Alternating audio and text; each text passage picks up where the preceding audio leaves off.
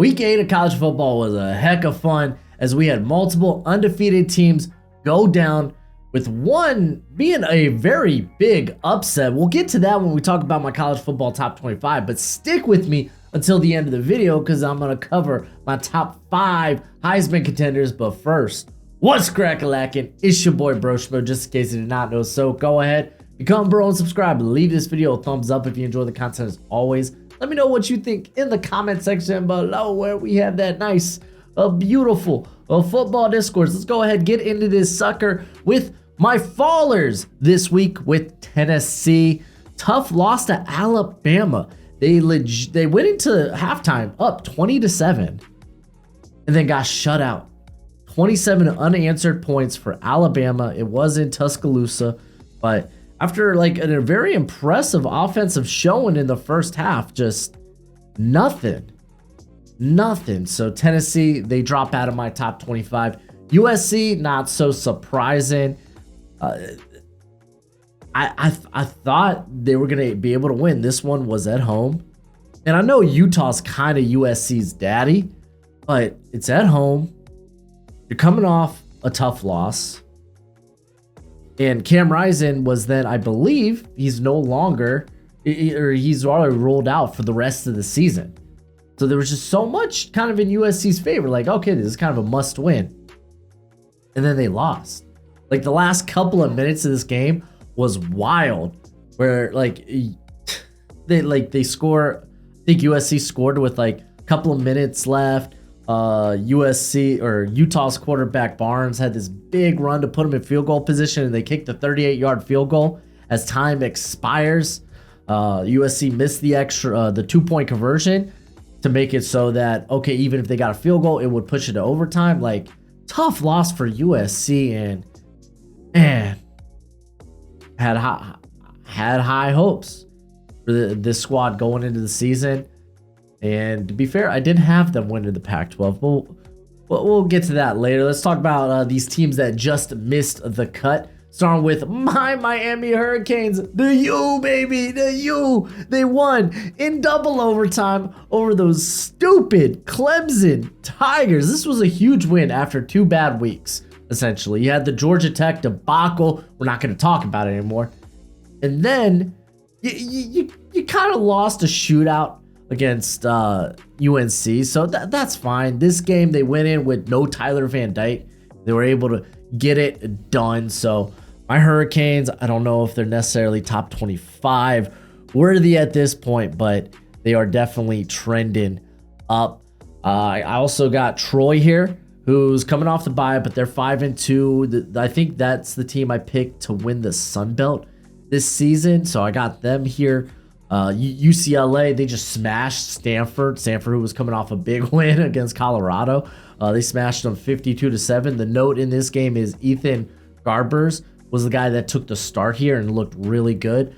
Fresno State and Florida, they both had byes, so they just kind of sit here. But let's go ahead, get to the top 25, starting with 25, Toledo. That's right. The MAC has entered the top 25. Big win against Miami, Ohio, winning 21-17. They are the only undefeated team in conference play because they lost their first game of the season. To that fluky, like Illinois fluked themselves into a victory. Essentially, Toledo should be undefeated. They played better than Illinois in that opener. But welcome to the top 25, Toledo. Next is Oklahoma State, who coming off big consecutive wins against Kansas State, Kansas. They go on to beat this West Virginia team who has actually been pretty solid this year with a huge fourth quarter where they scored 28 points. Ollie Gordon ran for almost 300 yards. He had 282 on the ground. Like no college football no running back in college football in the FBS had over 200 yards this week. He had close to 300. He had 4 touchdowns. Huge game, big win. Oklahoma State, I feel like they're trending up. Duke here at 23. They hung tough in that game against Florida State. Like I think there was a point where they were up 20-17 And then just Florida State went on a roll. Riley Leonard re-aggravated that ankle in the third quarter, ended up not returning. The offense really wasn't doing much to begin with. They had like a pick 6 in this game. So I feel like Duke's just kind of trended down, which is a shame, man. They're a good squad. They really, really are. But yeah, they're kind of trending down at the current moment. Liberty here at 22. They got things done against Middle Tennessee. They scored the go-ahead touchdown at the beginning of the fourth quarter to beat Middle Tennessee 42-35. And then Air Force beating Navy 17-6. The defense essentially pitched a shutout.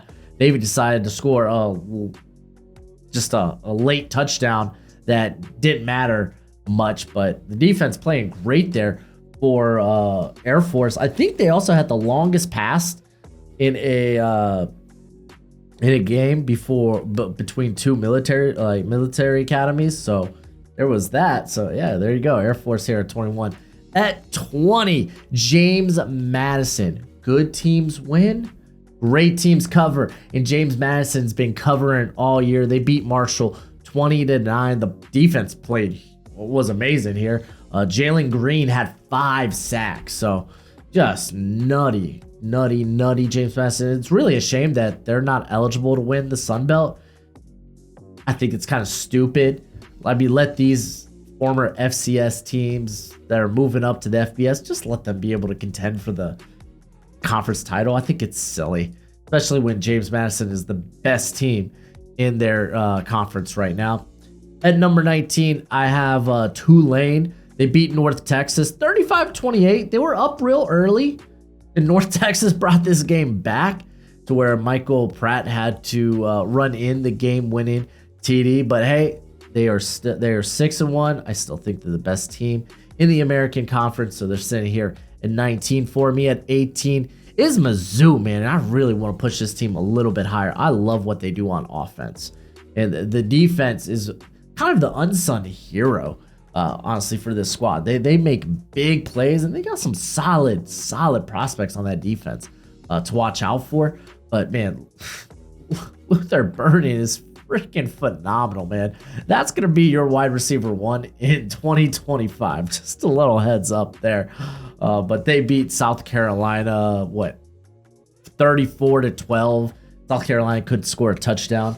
Notre Dame and Louisville both had byes, so they remain here at respectively 16 and 17. Moving on to number 15, it's Utah with the big win against UCLA. No Cam Rising, no problem, but Cam Rising is out for the remainder of the year. That's kind of a big thing, especially they have Oregon coming to Salt Lake City there next week. So that's kind of that's going to be a huge game, and no Cam Rising for the remainder of the year. Can they win that game? It's gonna be very interesting. The last time Utah lost, the only time Utah lost this season, it was against a team from Oregon, which we'll talk about in a little bit. But let's talk about North Carolina. This was the biggest upset of the week by far. North Carolina loses to Virginia 31-27. Virginia, ultimately, they were just more efficient on third and fourth downs. They were able to convert. I thought Drake May, he played a good game. He showed some good heroics this game, trying to deflect the upset. But good for Virginia, man. Huge win for that program. But yeah, North Carolina, they dropped quite a bit down my rankings after that. Oregon State was on a bye. Next week, Oregon State will have who the Beavers taking on? Arizona. They've been a scrappy team. They're actually coming to Tucson to do that. So that's gonna be that'll be an interesting game. But I think Oregon gets that win. LSU here at number 12. They ran through. We're talking about service academies all in this top 25. They ran through Army. 62-0, just smashed them. Just put up ludicrous stats, ludicrous points. I think they were a 30.5 point favorite, and I was kind of scared that LSU might not be able to cover that because just Army, given their offense, little like triple option stuff, that Army would just kind of like maybe they would maybe luck their way in a score or two. They would just have a big time of possession, so LSU wouldn't have like a ton of time to put up a lot of points. Apparently not, man. LSU, they ran wild. Ole Miss, they beat Auburn 28-21. Auburn apparently is really good at home. They've been solid this year. They pushed Georgia to the limit, and they kind of do the same with Ole Miss. To be fair, Ole Miss was, I think, up like 28-7, 28-14. We're really in the control of this game. Auburn kind of scores a late touchdown to try and make a last bid to win that game. But let's go ahead, get to the top 10, starting with Penn State losing to Ohio State 20-12. And honestly, they should have lost 20 to, what was it, 6. The offense got rolling in garbage time. Like, Ohio State essentially won this game, but Penn State kept themselves in it. Ohio State was just kind of playing off coverage and letting them take everything underneath. Like, nothing worked on offense for the Nittany Lions. This was a terrible offensive performance. They lost Chop Robinson early in this game. The defense honestly played well enough.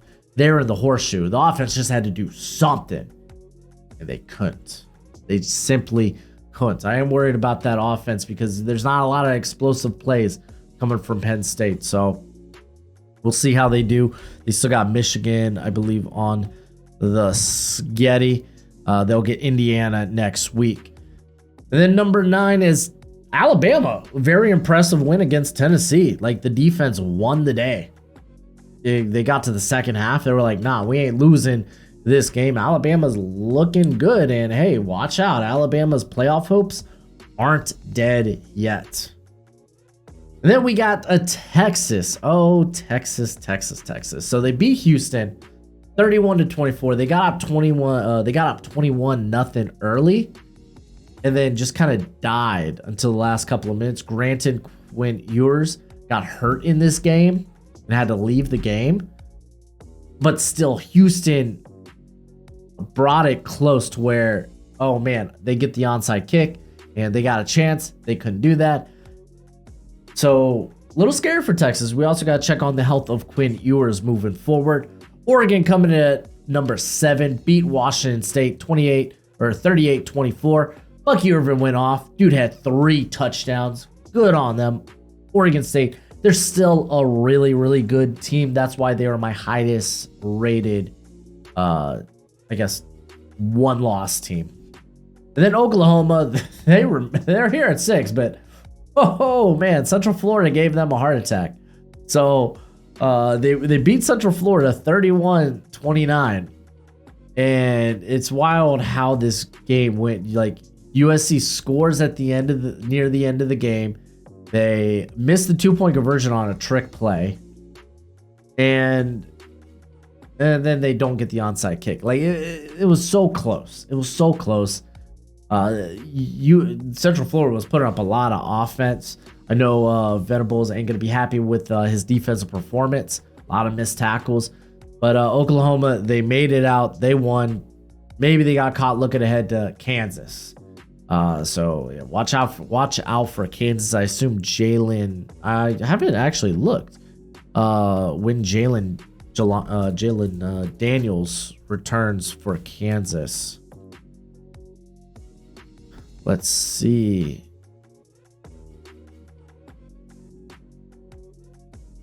So it's been a back injury that's been plaguing him since early in the season. I don't have an update on him, so I don't know, man. We'll see. We'll see if he ends up playing. Going to my top 5. Washington, talk about another scare here. Arizona State. I know Arizona State. I think they're a 1-win team. This is a very crafty 1-win team. Like, they've played many games very hard this season. They actually have decent talent on this squad. They're not a bad team. They're just not a winning team right now.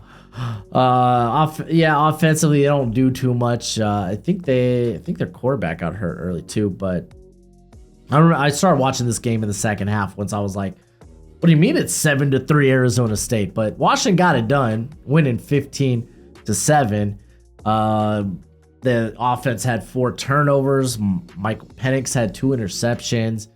Not pretty. Maybe they got caught looking ahead on their schedule.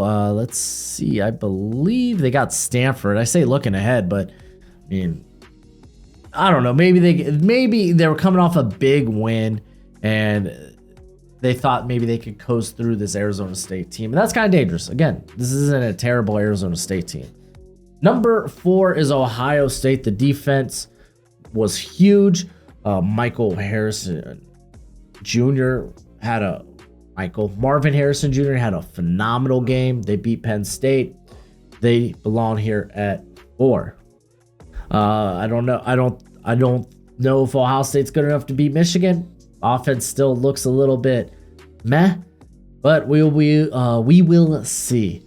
We got Florida State here at number 3. They beat Duke. The offense turned it on in the fourth quarter with 21 unanswered points. So good on them. They got who do they got next week? They got Wake Forest. Okay, so when do things rev up for them? Okay, so at the beginning of November 11th, I would say that's their next, probably their final biggest test. It's Miami. They do have the Florida to end the season, but by then they'll probably have they're going to clinch a spot in the ACC championship game. But yeah, no, Florida, they should ride this out. I can see them remaining undefeated going into the ACC championship game. Georgia had a bye. Good on them. They'll return going to the Swamp. So it's going to be an interesting one. Florida is a 14.5 point underdog early on. I'm not saying that's a good bet, but Georgia not at home. They seem vulnerable. We saw them against Vandy. Also, no Brock Bowers. Michigan, they pounded Michigan State. What was like 49-0, I think. The offense looked great. Defense looked great. Michigan, they're going to be rolling until they have to tussle with Ohio State. Kind of is what it is. But let's go ahead and talk about my top 5 Heisman contenders. Listen, I know you love the NFL draft as much as I do, and you're going to want a nice hefty watch list of players during this college football season. Well, go ahead, check out my draft guide. You can purchase it for only $30 by Venmoing or PayPaling me. Links in the description. It's a one-time payment and you get it for this whole draft cycle and forever and always. Technically, it's a Google spreadsheet. So send me your email when you send the payment. I'll get you hooked up. You will see my current prospect rankings and big board, my full evals. And guess what? It updates throughout the whole draft cycle. So it's a great purchase. And it's a great way to support the channel. Starting my top Heisman contenders, I got Caleb Williams. I know he's kind of on the down slope at this point, though he still has impressive numbers for the season. He only had 1 tutty against Utah here, but he's kind of here at that back end because I feel like it is kind of wide open among a lot of different guys. Really, I think the true contenders are 4, 3, 2, and 1. This point, why my number 5 is kind of wide open, but Caleb Williams, he's here at 5 for me. Next, I have JJ McCarthy. A lot of people already have him as the favorite. Again, I mean, his numbers are nice, and I think I will move him up when they take on the Penn States and the Ohio States. But he had a great game against Michigan State, throwing for 4 touchdowns. Good. He should look good against lesser competition. Coming in at number 3 is still Dylan Gabriel. 3 tutties against Central Florida. Solid performance. He kind of had his big game against Texas. Not to say not more are on the horizon, but I'm saying opposed to like JJ McCarthy, who, hey, your big games are Penn State and Ohio State. They've yet to happen yet. Dylan Gabriel, big one on the sketty, it was Texas. So he did the job there. So he's kind of edging out JJ for right now. Number 2, it's Jaden Daniels. You got to move this guy up. This guy's a touchdown machine. He truly is. 4 touchdowns here against Army. 4 total touchdowns. Threw for over 275 yards. I mean, he'd probably be the favorite if his team didn't have 2 losses. It's kind of the truth. And then number 1, it's still going to be Michael Penix despite the down game. He threw for 275 yards. 2 interceptions. I think he'll bounce back. Down week for Michael Penix, but hey, man, the guy is still a gamer. But let me know what you think in the comment section below. That's it for the video. Go ahead, do that YouTube thing. And as always, until next time, you be easy, my friends. Later.